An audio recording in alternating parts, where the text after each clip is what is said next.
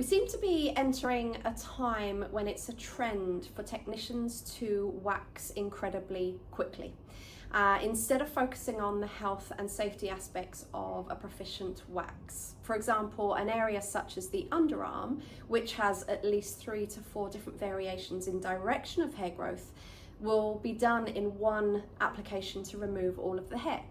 This is going to result in hair breakage, so it's going to affect the longevity of a wax and also the possibility of tearing the follicle wall, because we are effectively removing a lot of the hairs in the wrong direction.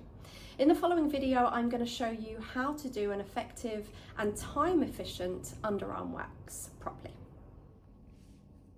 So here we've got our underarm, and if we look at the variations in hair growth directions, at the top half of the underarm, we've got the hair growing up in this direction. The lower part of the underarm, we've got the majority of the hair growing down in this direction, and then normally in the middle, they tend to sway in 2 different directions. And with this lady, our hair is growing down this way. So if we were to do one full application on the underarm, let's even say going up this way, all of these hair in the central part of the underarm and the lower part of the underarm are at risk of breaking or tearing the follicle wall. So our first patch, following this direction at the top of the underarm. And whilst that's setting, we can do a second patch to accommodate a different direction of growth at the lowest part of the underarm, so that we are continuously working.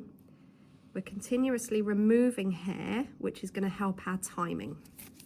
With this spatula, we can go back to the first patch. And by the time we've removed this one, we can remove this patch,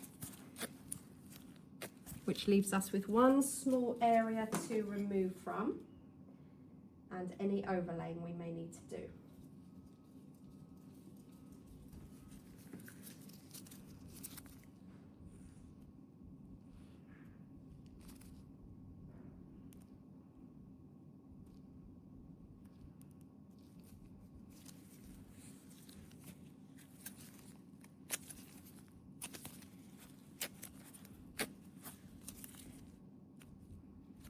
And that is a time-effective way of doing an underarm safely and effectively.